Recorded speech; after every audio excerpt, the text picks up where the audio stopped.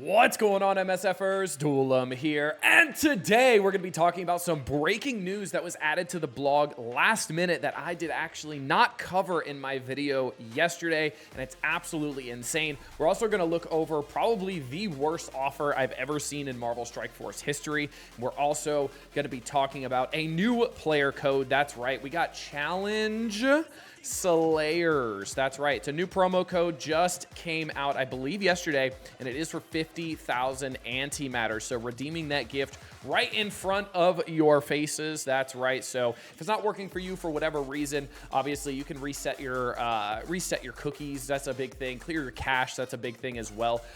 Or just do it on a different browser. Obviously, that does work sometimes too. We also have the Spider-Man code and the Ghost Rider code as well. So a lot of codes floating around right now, but I wanted to talk about War Season Rewards update. That's right. Alliance War leaderboard rewards are being updated for the first time. And now we talked about yesterday how the raid season leaderboard was going to be updated with Thunderstrike shards, which was a little lackluster, but now we're getting purple 4 and purple 5 ISO 8 ions in Alliance War leaderboards. Now we do not have the totals as to what's going to be in game, but this is going to be a pivotal source to get level 4 and level 5 ions, because this is going to be the only way we're really getting drip fed outside of leaderboard rewards that are the auction leaderboards, right? So you got to take Alliance War seriously now. This is the time to do it. And you know, yours truly is not a big fan of War, but hey, I'm going to start taking it a little bit more seriously if it means I get Blue Marvel that much faster. And this is going to be starting on November 2nd. So that is going to be starting with the season starting tomorrow. And it doesn't say how many season it's going to be running for. It just says the next season, which I hope doesn't mean it's just for one season.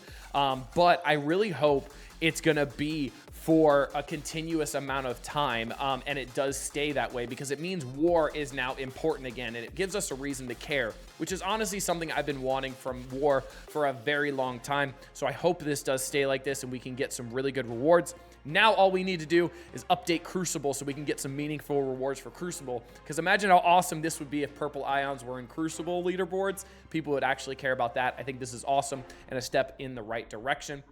Next up, we got the worst offer in Marvel Strike Force history. That's right. We got a Reddit post here. You too can get Phantom Rider's Awaken ability for only 200,000 cores.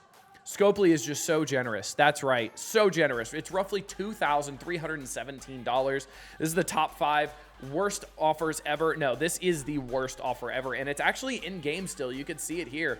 We got the Ultimate Awaken ability. It's literally 5,000 cores. So if you got a lot of cores to blow and you want to throw them at this for that core leaderboard coming next week for Blastar Diamonds, hey, this is a place to do it. But it did give me some information, because I did notice that there are some core offers here that I had never seen before. So we have 10 training materials orbs and 10 gold orbs for 1,000 cores. Not great, but it's interesting. I'd never seen this before. Obviously, this is Halloween related because it's Fright Fest.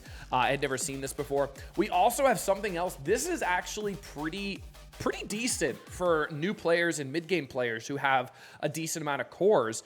2 mega orbs for 700 cores is pretty solid, honestly, especially when the mega orbs have, what is it, like the newest 30 tunes in them. So you can get some really good characters from this.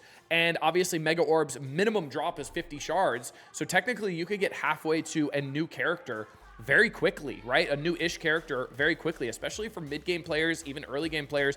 This is actually pretty solid here. I would recommend doing this. This could be pretty good, especially if it looks like it's for a short amount of time. Might as well get in while you can. We also got some gear stuff here as well. If you're hurting for teal gear, I think this is pretty interesting as well. This is actually a lot. Armory 16 orb fragments, Armory 18 orb fragments, and 17.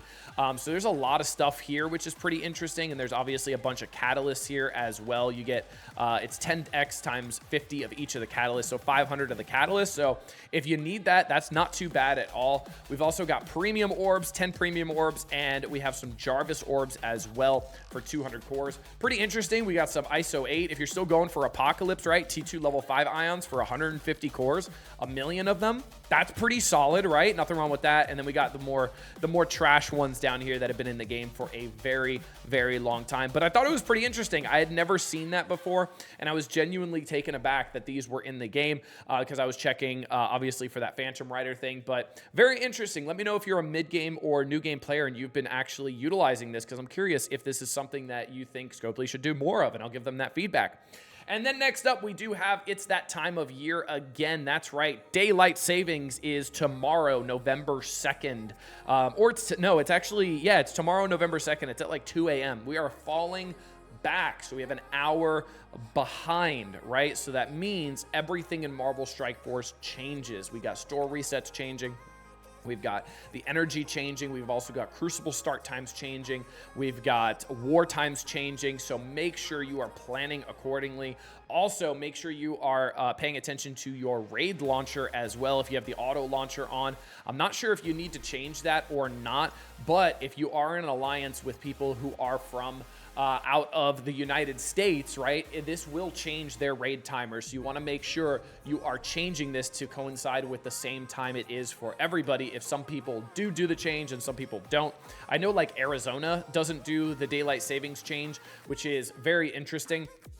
It's the only state in the U.S. that doesn't do it. So I know a lot of people that play out of the country do not have the time change, but for us in the U.S., we do have this. Also, when it comes to the Omega raids, I wanted to talk about this because the raid season leaderboard is going to be changing. We did just get the blog that was going to be talking about that, and we also have the Annihilation Omega raids coming, and if it's going to be worth really doing that. I think it could be. It really depends on your alliance. A lot of people were asking if it's going to be worth doing it. If you're doing it just for the Gear 20, it really doesn't matter all that much. But if you're doing the Annihilation Omega raids, it is worth doing it because you can still drop the difficulty and be able to do a lower difficulty if you don't have the full new team coming out. Like we're going to have Immortal Weapons here, and they're going to be replacing Night Stalkers, which is obviously the first node, and they're going to be replacing them, right? Mystic Mission here, Immortal Weapons are going to be replacing them. But if you don't have the full team, obviously you could drop the difficulty down to 7, and you can at least maximize the amount of points you are getting from people in your alliance that may spend or may core to get the new character. Now, what I will say is it's probably going to be worth it to core for this team because we do have, hold on, there we go, we're here. We do have a core event while Lady Bullseye is becoming available, so it might be worth coring her to get a little bit of double dipping because we do have that blog with the diamonds for Blastar here, the King of the Zone one. So I think it might be worth coring a little bit, but it does depend on what the point structure is, right? So sometimes cores are a 1-to-1 ratio for point structure. Sometimes they're a 4-to-1 ratio. Now, if it is a 4-to-1 ratio, I would say it is worth coring. It's a 1-to-1 ratio. Because when it's a 1-to-1 ratio, it's pretty rough. When it's 4-to-1, you can at least make some progress, get some more milestones, maybe get a little bit higher on the leaderboard as well. Obviously, everybody else is battling out, but it's more for the milestones that you're going to be potentially getting. So make sure you're making that informed decision once the leaderboard comes out, depending on the point structure and what the ratio is. So I hope you guys enjoyed this one. We got massive information when it comes to war. I'm absolutely shocked that they did this, but I'm actually happy because now it gives me a reason to care about war, which is absolutely amazing. Make sure you are preparing for the time change daylight savings and make sure you avoid this core offer at all costs because 200,000 cores is absolutely insane. I'm pretty sure that's more than I even have on the test server, and that's fake power cores. So yeah, amazing. Hope you guys enjoyed this one. Until next time, this has been Duelim. Later, MSFers.